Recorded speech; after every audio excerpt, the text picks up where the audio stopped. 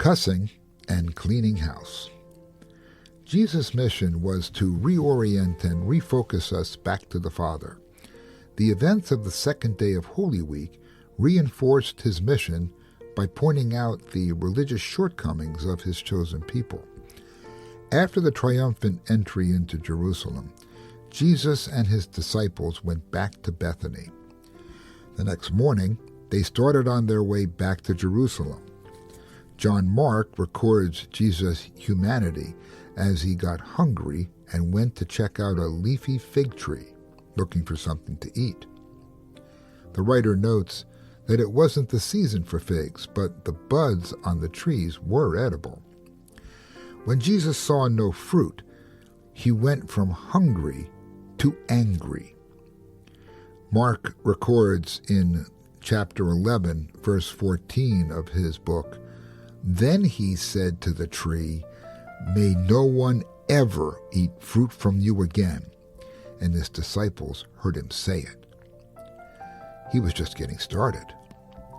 As Jesus entered the temple, he was appalled by the mercantile activity authorized by the high priest Caiaphas to sell ritually pure temple sacrifices to the Passover pilgrims. To buy the needed wine, oil, salt, animals, and birds, and pay the temple tax, these travelers needed to change their Roman, Greek, and local coinage to tayin, which is the Jewish currency. Of course, there was a markup, extortion, and fraud on the exchange. Again, Jesus was angered at what he saw.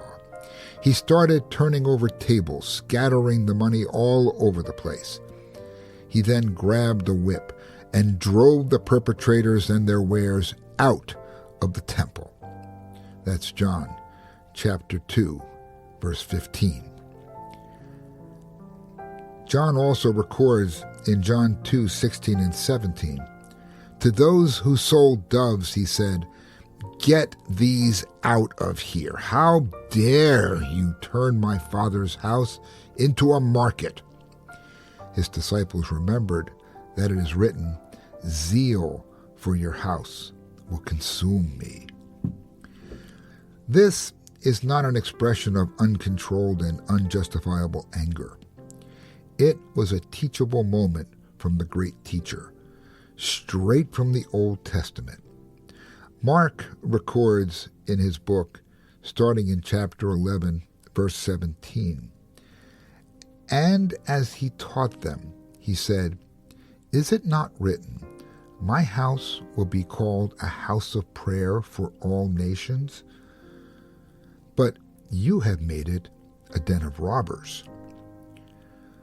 Those verses came from Isaiah 56:7 and Jeremiah 7:11.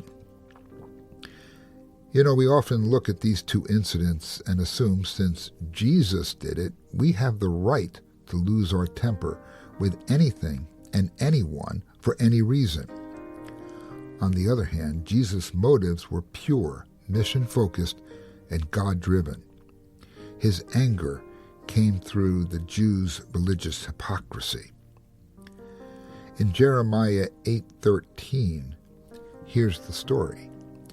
You see, the fig leaves that lacked fruit represented Israel's spiritual barrenness, despite what could have been a great harvest. The tree and the nation were promising, but unproductive. In Hosea chapter 9, verse 15, Jesus was the highlight. Taking the truth of the word, he powerfully demonstrated his authority over his Father's house of prayer, and that made him the true high priest. With that, the religious aristocracy looked to kill Jesus.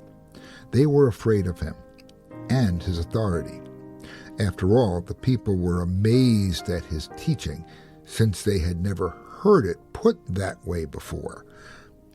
The truly righteous anger of Jesus contrasted with the anger of the Jewish leaders looking to maintain the status quo. and there was more to come.